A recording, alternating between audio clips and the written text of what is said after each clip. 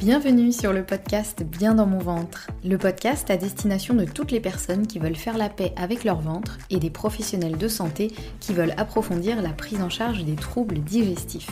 Je m'appelle Anne-Sophie Basquet, je suis naturopathe, formée à la micronutrition et passionnée par tout ce qui touche de près ou de loin à la digestion, au microbiote et à ce qu'on appelle le deuxième cerveau. Mon objectif, apprendre le plus de choses possibles sur tous ces sujets et vous les transmettre ensuite via ce podcast, mais aussi via des formations en ligne. Ici, chaque semaine, je vous dévoile mes dernières trouvailles et retours d'expérience en termes de santé naturelle, alimentation et hygiène de vie, pour que vous ou vos clients puissiez retrouver un ventre serein et une pleine santé physique et mentale.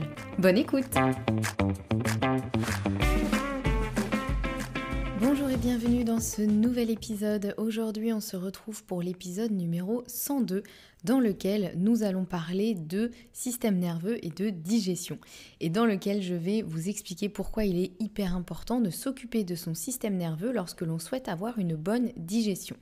Pourquoi j'ai voulu vous faire cet épisode ? Parce que je me rends compte que quand on a des troubles digestifs, on se concentre surtout sur l'alimentation. Et clairement, je l'ai fait aussi. Tout ce que je vous dis là, je suis vraiment passée par là et c'est tout à fait normal de faire ça. Et puis, se concentrer sur l'alimentation, alors c'est un très bon début, mais ça suffit rarement. Je vous en ai déjà parlé dans plusieurs épisodes, notamment l'épisode sur pourquoi l'alimentation pauvre en FODMAP ne suffit pas à résoudre un syndrome de l'intestin irritable, qui est l'épisode 100. Je vous remettrai le lien en description de celui-ci si vous souhaitez le retrouver, si vous ne l'avez pas encore écouté. Mais voilà, c'est vrai que se concentrer sur l'alimentation, c'est un bon début, mais ça suffit rarement, voire jamais. Il faut aussi penser à l'hygiène de vie, l'activité physique, le sommeil, l'environnement dans lequel on se trouve, etc., etc. Il y a énormément de choses à considérer, mais il faut aussi et surtout penser au système nerveux. Ça, c'est vraiment quelque chose que moi, personnellement, je sous-estimais beaucoup. C'est-à-dire que j'avais déjà entendu que oui, bon, quand on est stressé, on digère pas bien et tout. Mais je pense que je l'avais pas suffisamment bien compris et surtout, je minimisais vraiment ce côté-là. Et c'est vraiment à force de me former sur le sujet que j'ai compris de manière très concrète ce qui se passait quand on était stressé. Et surtout, comment aussi peut se manifester un stress. Parce que parfois, on n'a pas l'impression d'être stressé alors que finalement, pour notre corps, on l'est. Donc ça, c'est aussi un point à vérifier. Et voilà, c'est vraiment quelque chose que j'ai beaucoup sous-estimé et finalement, en fait, je me rends compte aujourd'hui, que ce soit pour moi, que ce soit avec toutes les personnes que j'accompagne, qui elles-mêmes accompagnent des personnes qui ont des troubles digestifs, ou que ce soit pour les personnes que j'ai vues en consultation, je me rends compte aujourd'hui à quel point le système nerveux est hyper important dans la digestion. Donc pourquoi faut-il s'occuper de son système nerveux quand on veut une bonne digestion ? C'est ce qu'on va voir aujourd'hui. Déjà pour reposer un petit peu les bases, alors je ne vais pas vous faire un cours de biochimie ou d'anatomie, voilà, je vais essayer de garder les choses assez simples et compréhensibles, mais c'est important de rappeler que la digestion, elle est gouvernée par le système nerveux et notamment en grande partie par le système nerveux que l'on appelle parasympathique. C'est celui qui fonctionne plutôt quand on est détendu, c'est-à-dire que le système nerveux parasympathique, c'est celui du repos, de la récupération, de la détente, alors qu'à l'inverse, le système nerveux orthosympathique ou qu'on appelle aussi juste sympathique, celui-ci c'est le système nerveux plutôt de l'action, de la mise en route et le problème c'est que on a vraiment besoin des deux systèmes nerveux, ça c'est un fait, on a vraiment besoin des deux, mais en général quand on est stressé, on est trop stressé ou qu'on est trop survolté, qu'on est trop dans l'action, eh bien on stimule un peu trop le système orthosympathique et on a tendance à du coup mettre de côté le système parasympathique. Le problème c'est que toute notre digestion elle va en être impactée puisque notamment le système nerveux parasympathique, donc celui plutôt de la récupération du repos, eh bien il contrôle notamment les sécrétions qui vont permettre la digestion, notamment les sécrétions de l'estomac, du pancréas, du foie, etc. Et il va aussi contrôler en partie les contractions dans le tube digestif, puisqu'il faut bien que notre tube digestif il se contracte, même si on ne le sent pas forcément, pour faire avancer le bol alimentaire et permettre au bol alimentaire de passer par toutes les étapes de la digestion. digestion. Et pour ça, encore une fois, il faut que notre système nerveux parasympathique soit activé, puisque c'est lui qui va permettre notamment que l'on sécrète tout bien les choses, que l'on les libère au bon moment, que ça avance bien mais pas trop. Et en effet, quand il y a un gros stress chronique, et ben en fait le corps, il va se passer plusieurs choses que je vais essayer de vous dévoiler un peu dans cet épisode. Mais la première chose qui est quand même assez notable et que on a tous plus ou moins remarqué, c'est que tout se détraque un petit peu, tout se met un petit peu à fonctionner n'importe comment, pas au bon moment. Donc on peut se retrouver avec des diarrhées par exemple quand on est trop stressé parce que le corps se dit oh là là au secours, c'est pas le moment de digérer. Donc parce qu'en gros quand on est en état de stress, le corps se dit qu'on est en état de vie ou de mort, même si nous on ne l'est pas vraiment, mais le corps se dit ça. Donc ça c'est plutôt dans le cas d'un stress aigu, c'est-à-dire vraiment un stress ponctuel mais qui va être très fort, mais ça peut aussi être le cas quand on est stressé de manière chronique, et ça c'est le cas de beaucoup de personnes. Et le stress chronique il peut se manifester tout simplement dans des moments où on va être juste à faire trop de choses, où on va jamais se poser dans la journée, on va être tout le temps dans l'action et on n'aura jamais de temps un petit peu de temps off, ou en tout cas de temps un petit peu plus calme. Et ça, il y a beaucoup de personnes qui sont dans ce cas-là. Moi, j'ai beaucoup de personnes qui me disent « Ah non, mais j'arrête pas, j'ai pas le temps, je m'assieds jamais, je m'assois pas 5 minutes dans le canapé, dans ma journée. Le seul moment où je m'arrête, c'est le moment où je vais dormir. » Et bizarrement, ces personnes-là me disent « J'arrive pas à m'endormir. » Non, parce qu'en fait, le seul moment où du coup, vous activez votre système nerveux parasympathique, c'est au moment de dormir. Or, c'est trop tard. C'est-à-dire que tout est déréglé depuis le début. Donc là, forcément, au moment de dormir, le système nerveux, il sait plus en fait. Il sait plus ce qu'il doit faire. C'est un peu le bazar. Donc ça, c'est quand même le cas de beaucoup de personnes. Et le problème, quand on est effectivement en situation de stress chronique, eh bien le corps, il met un petit peu en veille les fonctions non vitales, comme je vous disais, parce que lui, il se dit qu'on est en danger. Donc là, il se dit, la digestion, c'est pas le moment.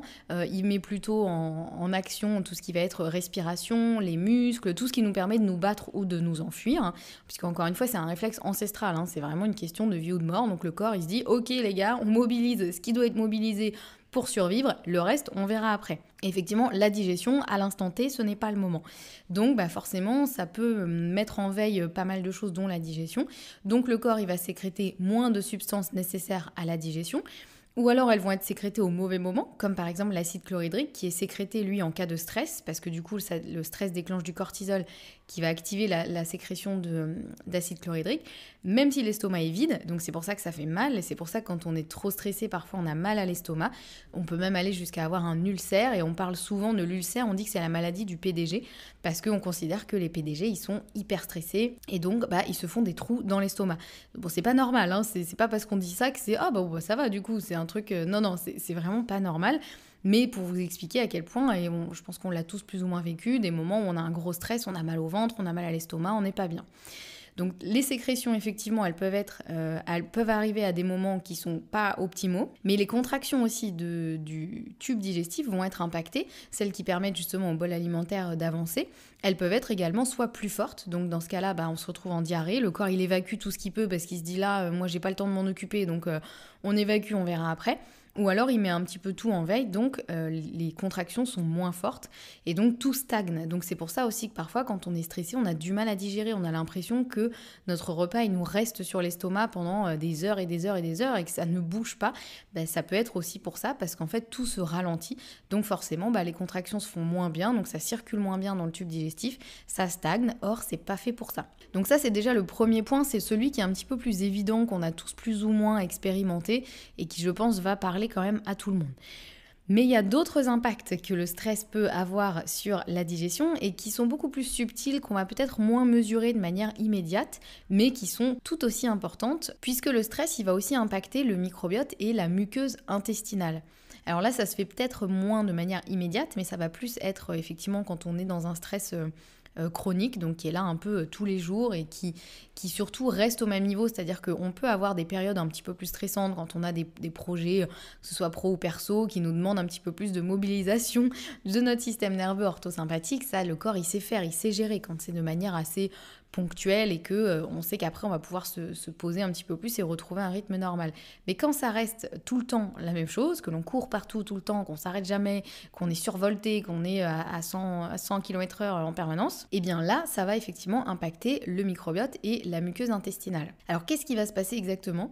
Eh bien le stress en fait il va provoquer une réaction dans l'intestin C'est-à-dire que le stress, en fait, de manière générale, dans le corps, il va plutôt provoquer de l'inflammation. Le stress, naturellement, va créer de l'inflammation dans le corps parce que ça nous est utile, en tout cas, en cas de besoin de réagir face à un danger. L'inflammation, c'est ce qui va permettre notamment de cicatriser plus vite. L'inflammation, c'est pas forcément mauvais, mais ça doit rester quelque chose de mesuré et de ponctuel, pas quelque chose qui doit être là tout le temps. Or, le stress va déclencher effectivement une réaction d'inflammation dans le corps, et à cause de cette inflammation, à cause de ce stress, eh bien, le corps va sécréter des substances qui vont venir un petit peu grignoter le mucus protecteur de la muqueuse intestinale. Je vous en ai déjà beaucoup parlé de ce mucus parce qu'il est très important. Tous nos muqueuses sont tapissées d'un mucus qui est plus ou moins épais selon les endroits du corps. Et il se trouve que dans l'intestin et notamment dans le côlon, le mucus il est très très épais et il est surtout très important parce qu'il est à la fois protecteur de notre muqueuse intestinale, mais c'est aussi le nid douillet des bactéries du microbiote. C'est vraiment leur petit plaid, vous voyez, un peu cocon dans lequel elles vont venir se nicher. Et donc voilà, le mucus, il a vraiment plusieurs rôles, dont ces 2 rôles principaux qui sont absolument importants et primordiaux si on veut une bonne digestion. Donc si jamais il y a moins de mucus, parce que le corps, il a lui-même sécrété des petites substances qui vont grignoter le mucus, du coup, vous n'avez plus d'airbag. Donc déjà, vous n'avez plus d'airbag et vous n'avez plus de nid douillet pour votre microbiote. Donc déjà, la muqueuse, elle va être beaucoup plus vulnérable et plus sensible à l'irritation, à l'inflammation, qui peut être soit apportée effectivement, soit par des aliments irritants, donc qui vont vraiment venir irriter la muqueuse, donc ça fait mal forcément. C'est comme si on vous irrite la peau, au bout d'un moment, c'est rouge, ça fait mal, ça brûle. Mais elle peut aussi être sensible à l'inflammation venue par des bactéries pro-inflammatoires. Des bactéries pro-inflammatoires, on en a tous plus ou moins dans notre intestin. Le mieux, c'est d'en avoir quand même le moins possible, mais si vous en avez beaucoup, mais que vous avez un mucus qui est bien protecteur, ça va encore, parce que du coup, votre muqueuse, elle est bien protégée. Or, si vous avez beaucoup de bactéries pro-inflammatoires, mais que vous n'avez plus ce petit airbag qui protège votre muqueuse, du coup, les bactéries pro-inflammatoires, elles vont venir agresser la muqueuse. C'est vraiment comme si vous aviez des bactéries qui ont des petits picots, et donc, s'il n'y a plus le mucus pour protéger, elles vont venir vraiment abîmer la muqueuse. Et donc, du coup, ça va créer de l'inflammation.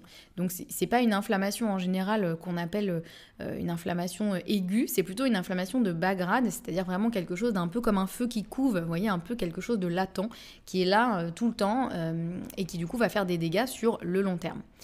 Parce que effectivement, s'il y a une micro-inflammation dans les intestins, il y aura quand même beaucoup de conséquences. C'est pas trop souhaitable. Déjà, la première conséquence, en général, c'est un ressenti bien plus grand de la douleur. Parce que déjà, si la muqueuse est inflammée, ça fait mal.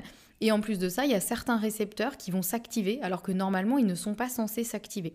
Notamment ce qu'on appelle certains récepteurs à la sérotonine. Vous connaissez sûrement la sérotonine, c'est une hormone qui est sécrétée dans l'intestin et qui nous sert normalement, la sérotonine, à nous calmer, à nous détendre. Et normalement, elle est plutôt notre amie, la sérotonine. Mais il se trouve que là, je ne vais pas rentrer trop dans le détail parce que ça deviendrait super compliqué. Mais pour vous résumer, il y a certains récepteurs qui normalement dorment, ils ne sont pas du tout actifs. Mais en cas d'inflammation, ils se réveillent et ils vont capter la sérotonine qui est présente dans l'intestin. Ça va les activer. C'est un peu comme si on leur mettait une clé dans la serrure et qu'on tournait la clé. Ça va activer ces récepteurs. Et ces récepteurs, ils font quoi? Ils nous donnent de la douleur.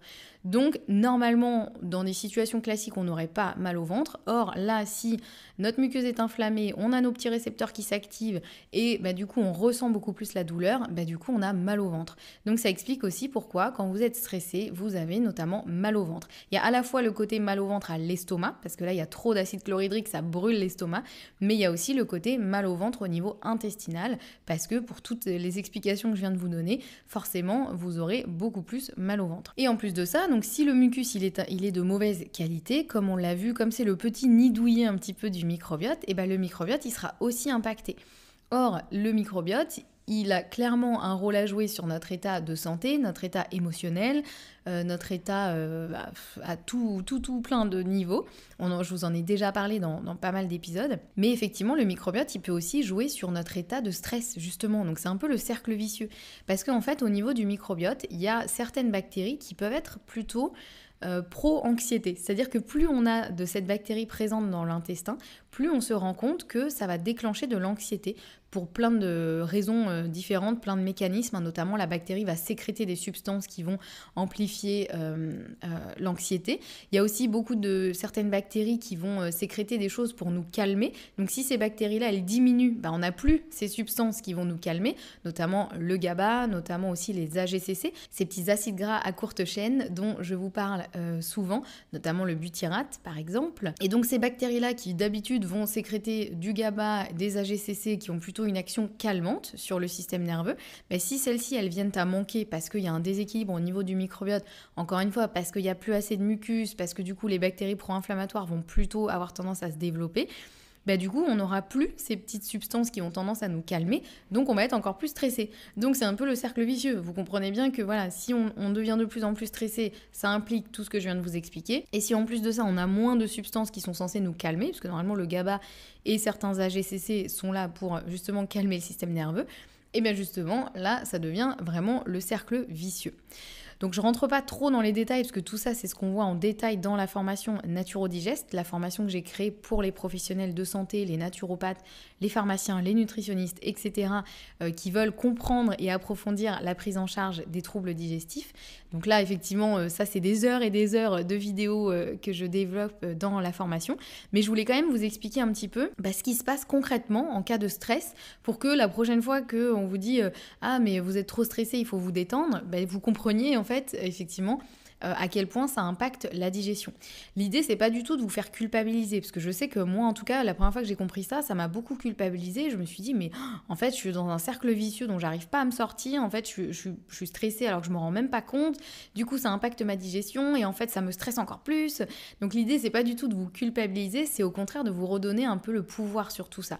Parce que je trouve que le fait de comprendre concrètement ce qui se passe, ça permet déjà d'avoir beaucoup plus envie de passer à l'action, parce qu'on se dit, ok, c'est pas juste un concept un petit peu flou, c'est que là je comprends concrètement ce qui se passe dans mon corps, donc ça pousse aussi à agir, et surtout au moins vous savez quoi faire et vous savez à quel point le fait de prendre soin de votre système nerveux va effectivement aider sur votre digestion. Et c'est pas encore une fois juste un truc qu'on vous dit, oui c'est un peu nébuleux ce truc, mais bon je vais essayer d'y aller et on verra bien. Donc une fois qu'on sait ça, vous pouvez me dire ouais du coup je fais quoi en fait, comment je prends soin de mon système nerveux?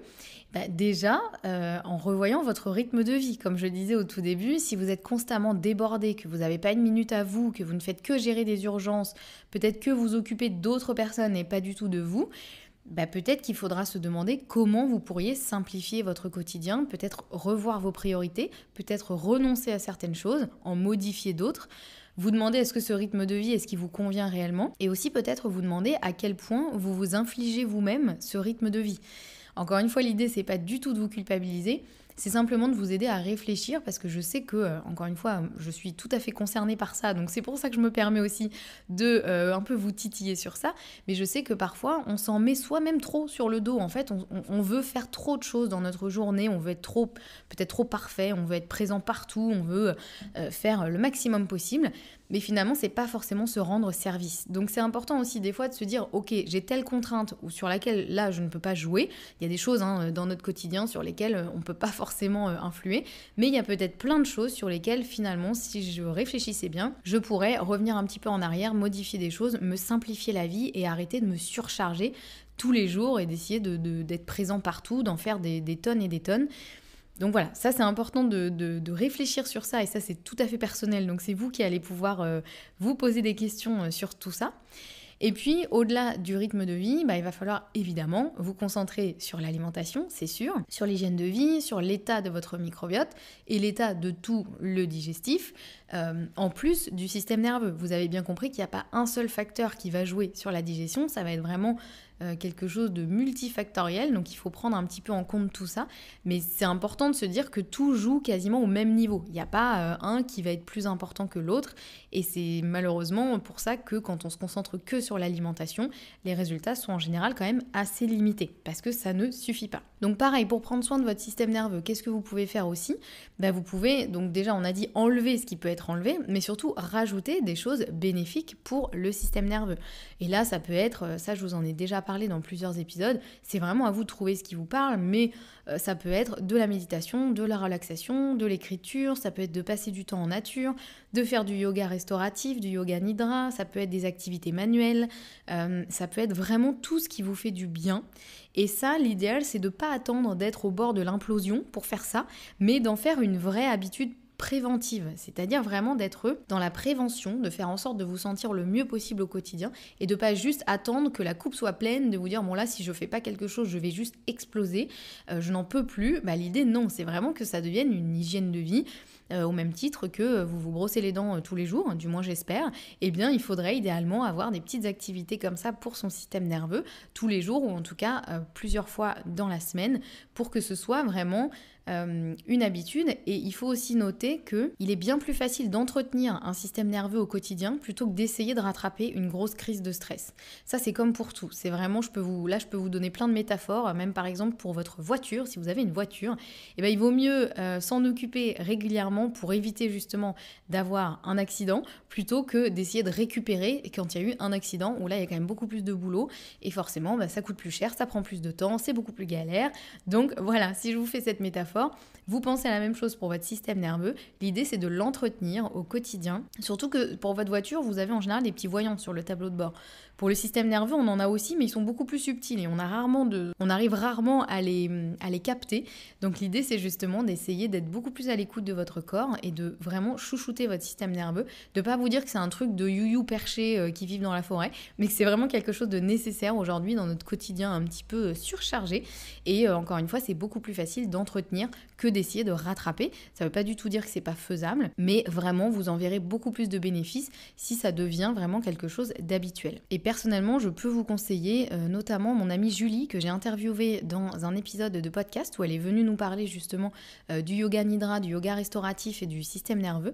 Eh bien, vous pouvez aller voir ce qu'elle propose. Elle propose différentes formations destinées justement à apprendre à réguler son système nerveux.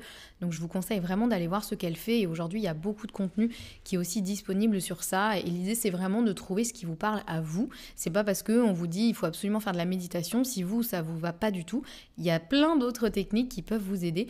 L'idée, c'est de trouver ce qui vous convient. Voilà, j'espère que cet épisode vous aura plu et vous aura éclairé un petit peu sur ce qu'il se passe concrètement quand vous êtes stressé sur votre état digestif. Comment le stress impacte le système digestif et du coup comment et pourquoi vous devez prendre soin de votre système nerveux pour justement avoir une digestion correcte. Si vous avez aimé cet épisode, n'hésitez pas à me laisser 5 étoiles sur votre plateforme d'écoute préférée et puis n'hésitez pas à venir me le dire sur Instagram, j'aime toujours avoir vos retours et si vous avez des questions suite à cet épisode, je serai ravie d'y répondre également. On se retrouve nous la semaine prochaine pour un nouvel épisode et en attendant, prenez bien soin de vous.